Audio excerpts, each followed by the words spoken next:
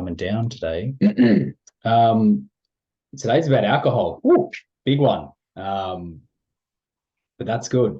So, like, we know a whole bunch of things about alcohol. Like, we know that it damages the liver, can lead to sort of fatty liver, some cirrhosis, damages the brain, cardiovascular issues, increases cancer risk. Like, the strong links to pancreatitis. It's linked with all sorts of mental health issues, but that's not what today's about. Um, we're not about rehashing some of these potential consequences. Not that they're not important, they're very important, but today is a judgment-free conversation in regards to alcohol and how much people consume. And I just want people to walk away with a really much greater understanding of how alcohol interacts with the body and have a greater awareness around how that happens and be able to make more informed decisions about this and whether it actually brings you closer or further away from your goal, which, there's four common habits that we've been talking about a lot lately around people not being successful with their goals, and alcohol would be either number one or number two. It's so integral. It's so ingrained in society. It's really a large part of how people operate, and we hear it a lot. I have a really good diet or a really healthy diet, but I drink.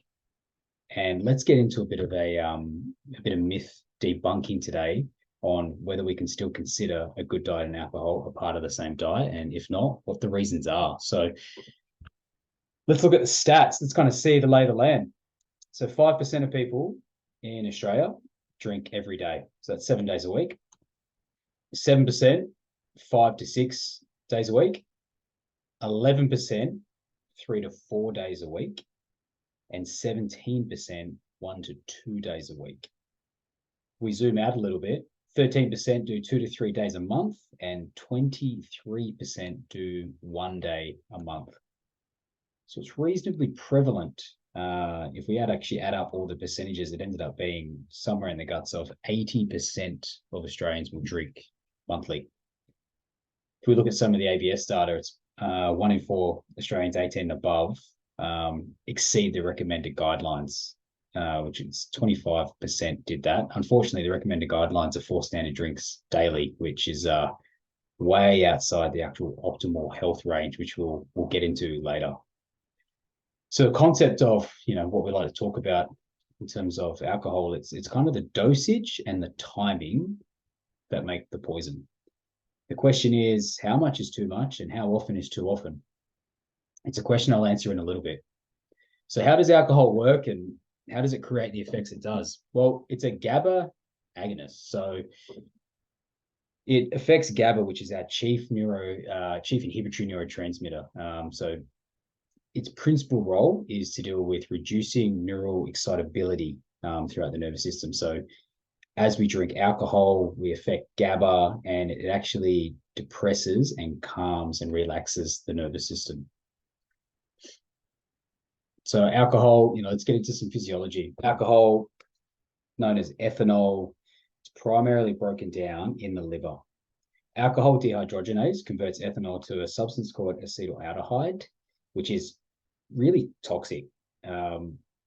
There's really no way to put it. It damages and kills cells, and it's unfortunately indiscriminate to the cells that it actually kills, which is one of the really, really big issues when it comes to alcohol.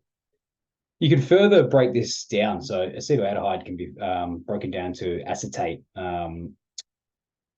This acetate is actually one of the fuels that you can use for alcohol. So it can actually be used as a fuel, and how it can be used as a fuel is through this acetate molecule.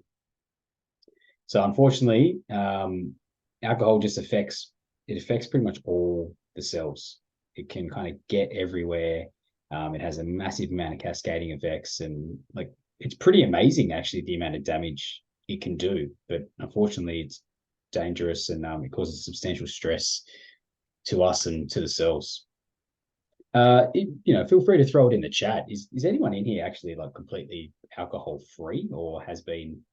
Yeah, Maddie. Yeah, I've done it in the past. I wouldn't say I'm a huge alcohol consumer. But I remember when I first went on my fitness journey, and I don't know if I've told you this, Jeffrey, the day I decided that I was going to lose weight, and I was 25, 28 kilos overweight at the time. I was 20, 18 or 19, 20 years old. I quit alcohol, and I quit it for 18 months straight, cold turkey. One of the best, probably one of the best things I've ever done, actually, like in terms of feeling like I was actually doing a bit of a thought process back to what I felt at the time. I just remember having way more time, which is amazing. And in that time, I was way more productive. I was waking up earlier, uh, which I just felt better, had more energies. And, back being 20, I also had a lot less regrets considering binge drinking comes with many. And it actually relocated a lot of that, what I was spending on alcohol, into other things that were providing me more value, mainly like courses and experiences. And I could actually afford certain things that I perceived unattainable at the time. It was just unattainable because I was spending so much money on alcohol, which, gym memberships, personal training, and the things that actually got me to lose a lot of the 25 kilos that I was currently carrying at the time. So for me, it was a really, really, really profound journey and 18 months. And what it gave back to me was actually incredible. Let's have a look at some of the drawbacks. This is where I want to spend most of today. So number one, which I think is most relevant to most avid gym goers, it's just empty calories. Like the key thing to understand, it's you ingest some alcohol. So we're ingesting ethanol. Ethanol is a poison. This poison then gets converted to another poison, the acetaldehyde, and then a portion of that poison gets converted to calories. This entire process is pretty metabolically costly, and it just doesn't hold any nutritional value. It doesn't have, it can't be, you can kind of use alcohol for immediate energy through the acetate, but outside of that, it can't be stored in a meaningful way. So you can't use it later. It doesn't provide vitamins, minerals, amino acids, fatty acids. Like it doesn't have fiber. It kind of gives you nothing outside of the toxicity that it's giving you and the calories that you're consuming, which is one of the big, big reasons when people, even if they have their potential food nutritional sources, pretty dialed in, if you're a heavy drinker or a consistent drinker, they can't seem to get the goals that they're looking for. It's because there's so many empty calories in alcohol. The actual grammage, it's 7 calories per gram. So it's almost as calorie dense as fat, which is incredible. So I've got a few stats here that we just want to go through. It's a standard glass of wine, and we're not talking the home pours that people do, which is, a third of a bottle here, 150 ml glass. It's about 120 calories. Pint of beer, about 500 ml. It's about 250 calories. Champagne sits around the 80 to 90. Most spirits are about 70.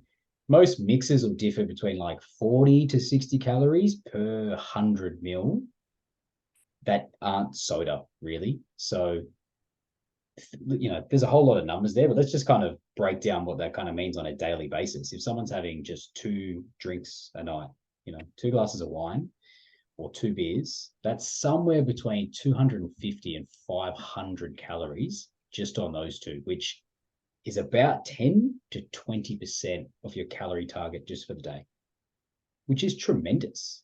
Those are a huge amount of calories, and if it's just 2, and the stats say that it's going to be 3 or 4 for people, which means we're now hitting somewhere between 700 to 1,000 calories, which if you're a woman, that's half to more than half for most people of your daily calories just in drinking. And people can't get their head around, how can I not be losing weight? We haven't even got into the other negatives yet.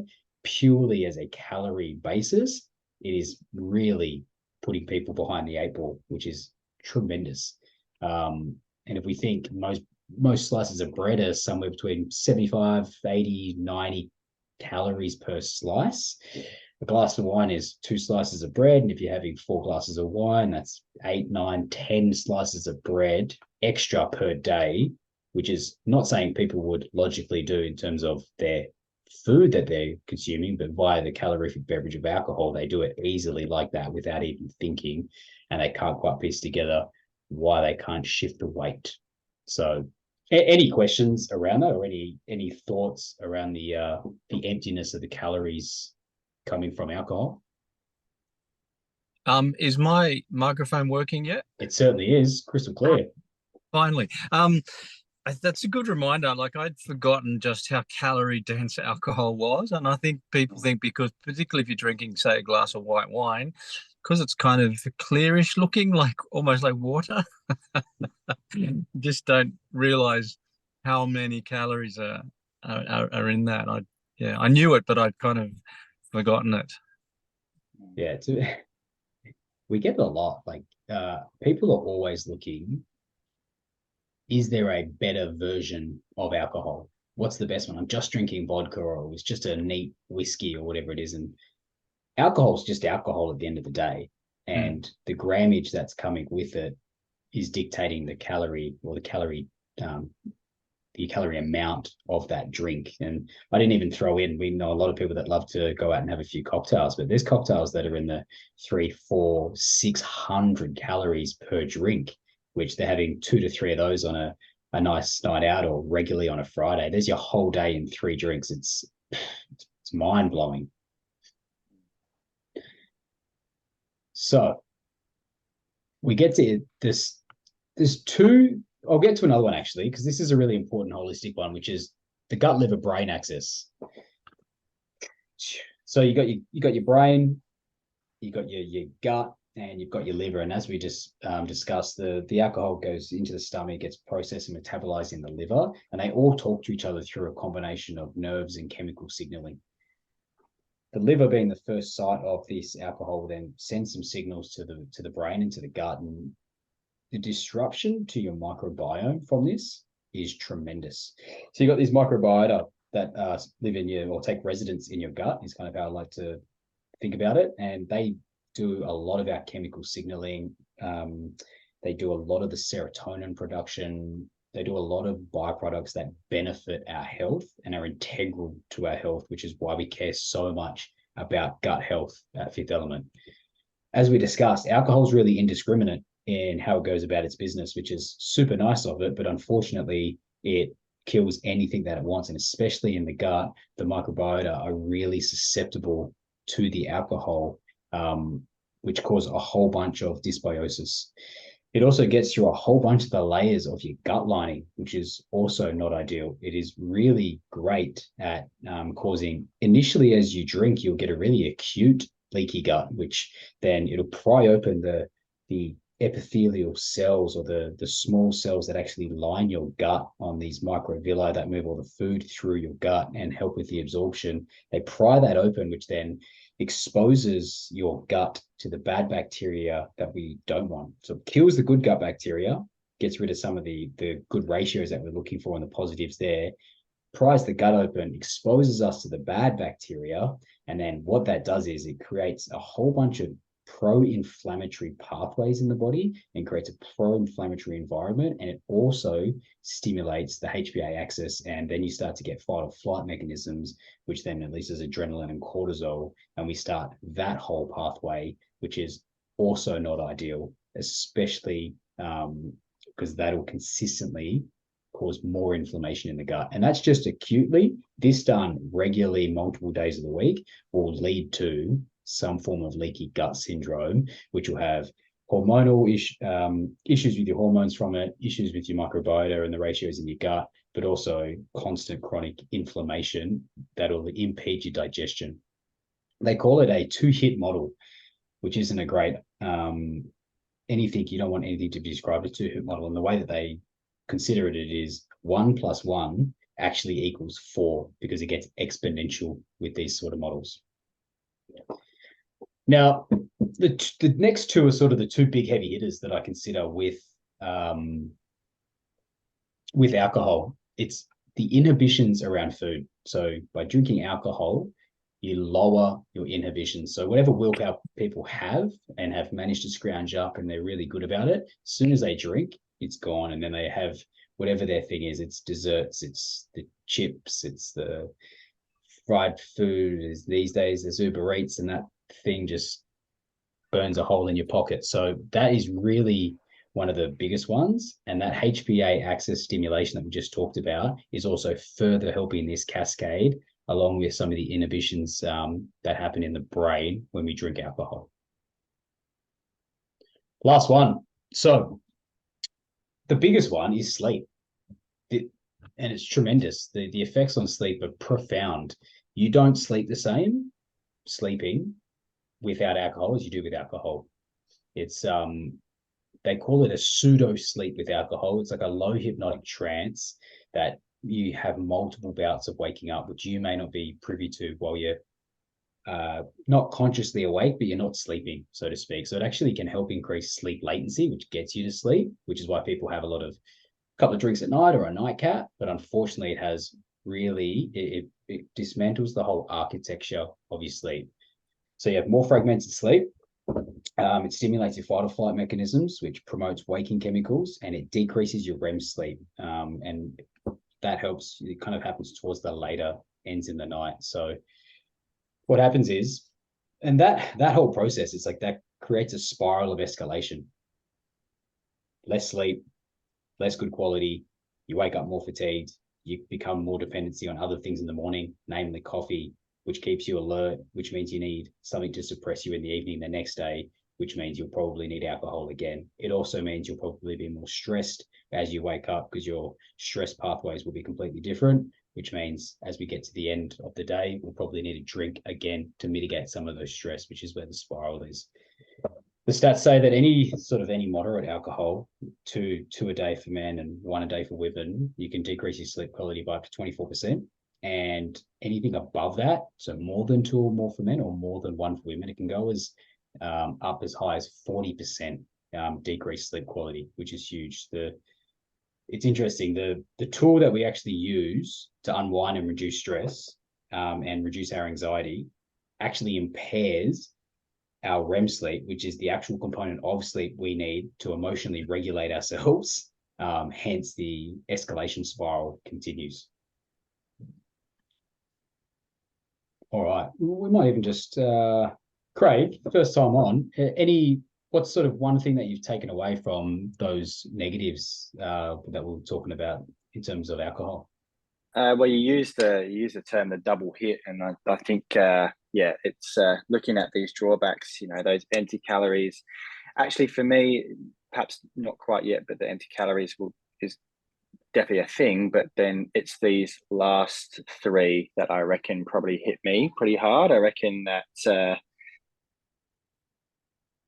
fact that microbiota affects serotonin levels and perhaps like how your brain and mindset functions, and the inhibitions around those bingey styles of foods, and then the effect of sleep, that just circles right around. So yeah, I can definitely put my hand up to have experienced those effects. Definitely. So yeah, that's what I've noticed so far. I kind of listening to you. I don't know. I listened to Alex Huberman yesterday. Mm-hmm. So he's got a great talk on this, which is kind of using he's got a big lot of this. Huh?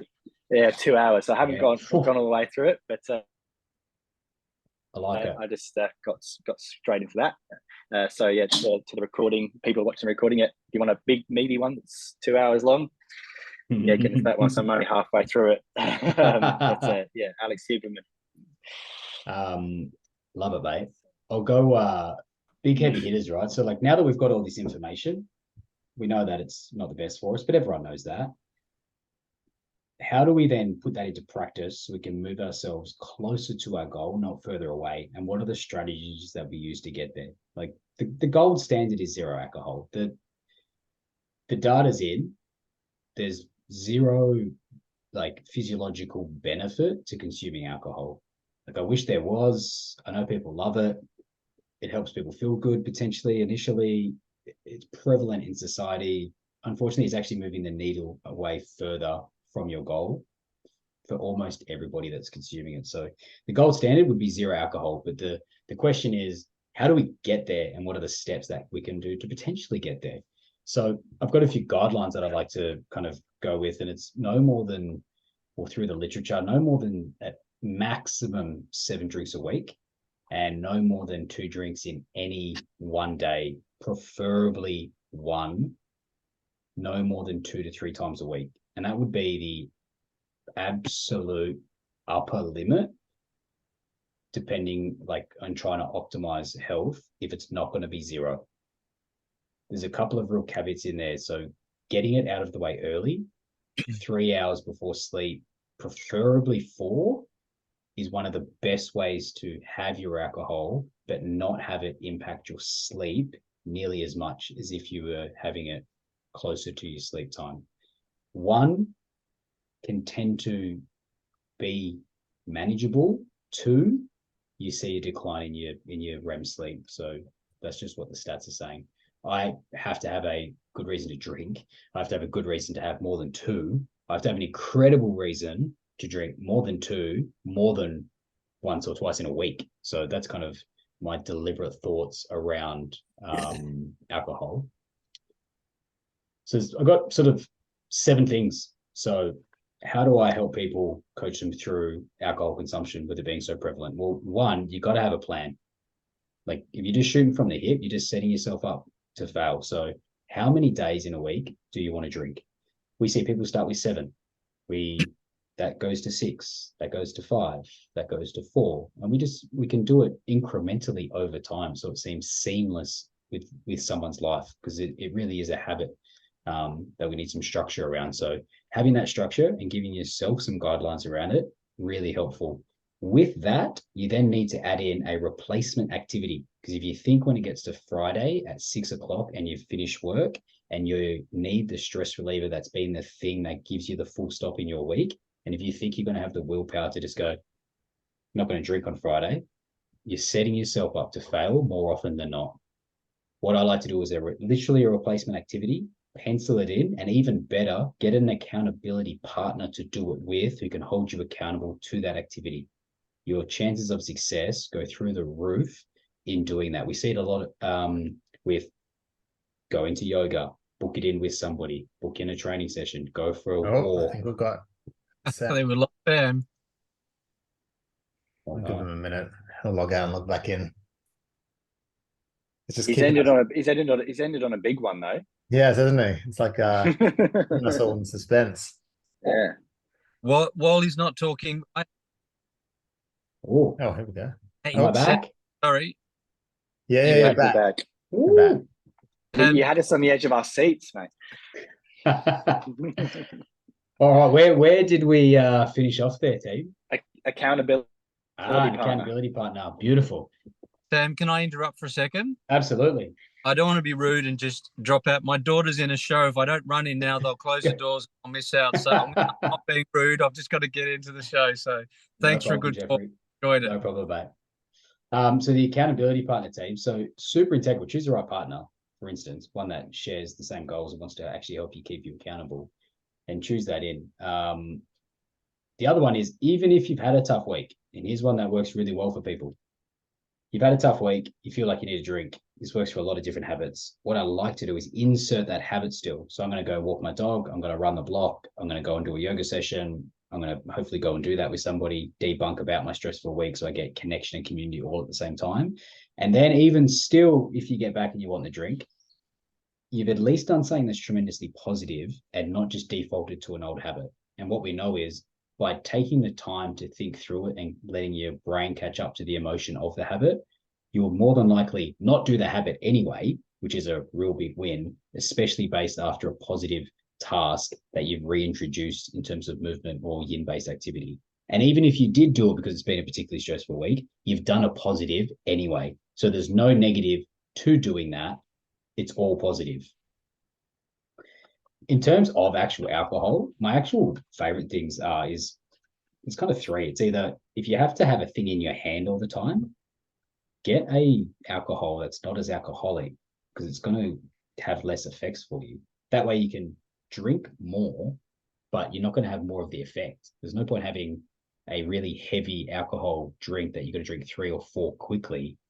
Lighten the alcoholic content of that drink so that you can end up with just 1 or 2 standard drinks, but you can drink 3 or 4 or 5 drinks in doing that.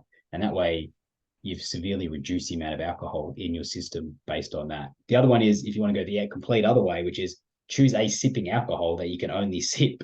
And that way you'll only have the one drink, but you can sip it the whole time. Either one works. It just depends on how you want to go about that. The other one I actually really like to do is I just get a sparkling mineral water with my drink. And that way I can have a sip and then I can actually just drink my water, and I'm not only focused on the alcoholic beverage that's there the whole time. I have something else that I can actually drink, which just by default, two things happen. I'm hydrating myself, so that's a big win. And I'm taking longer to drink my drink, which makes a big difference. The last two are kind of together. It's don't let an alcohol day become a whole day or the next day. So again, we're thinking of the two-pronged approach there. Just because you're having a drink on a Saturday night does not mean you can't have a great nutritional outlet for the entirety of your Saturday, still do some movement on the Saturday, still have a really well-balanced dinner. Like none of that needs to change just because you're having a glass or two of alcohol. But a lot of people use that as the excuse to have an entirely different Saturday with no training, which is then followed up by the entire Sunday, which means 1 or 2 or 3 drinks has become a whole weekend, and they wonder why they can't get to the goals that they're trying to get to. The other one, be prepared. That's definitely me. Yeah. Yeah, I can definitely relate to what you've just described there, especially when you're setting yourself up for, you're moving towards a goal, or you're thinking this is where I want to go to. You have some drinks on a Saturday, and you go, oh, damn it, like, why did I keep on going like throughout the night or whatever? And then you go, oh, well, tomorrow I'll just go up for breakfast and yada, yada, yada. And then I'll get into the, Sunday session as well. And yeah, it just becomes a whole thing. Then by Monday, it's like, oh, no, I'm not feeling like I want to hit the gym or hit whatever. It's just, then, So I can definitely hold my hands up to that feeling.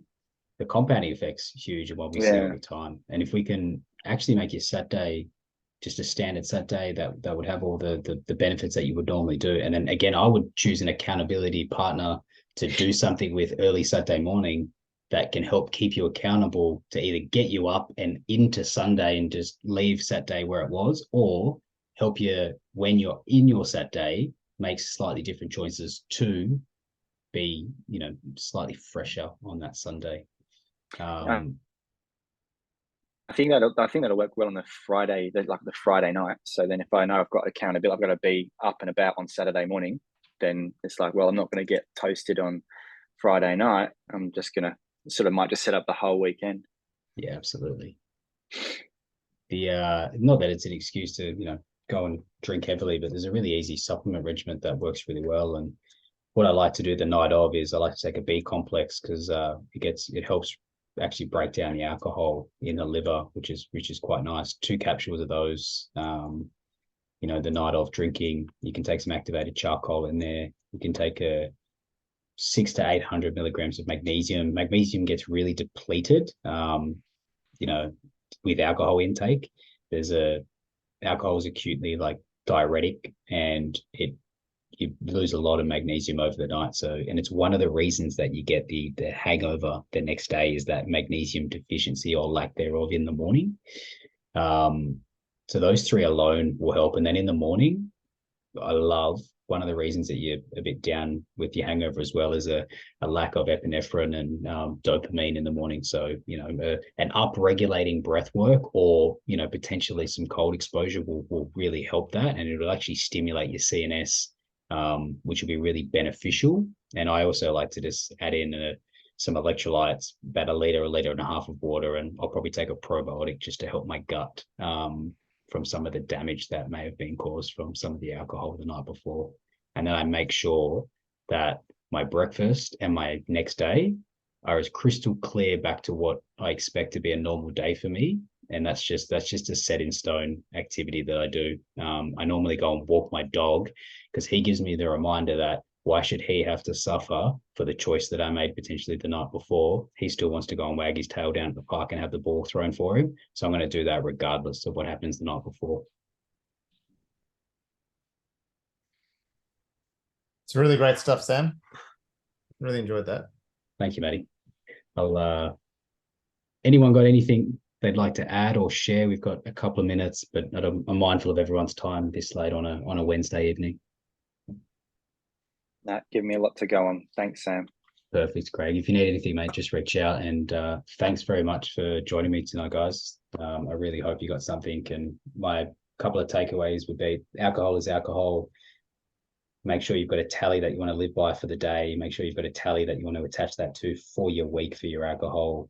Make sure you really think about how close your alcohol is to bed, and really have a think about, what can I replace this with? And is what I'm doing moving me closer or further away from my goals? Because all of that is to help us get more thoughtful and deliberate about the trade-offs that we want to make in terms of our health and optimizing our health. Awesome. Thank you very much, guys. Have a Thanks, wonderful evening. Thanks, Sam. Good.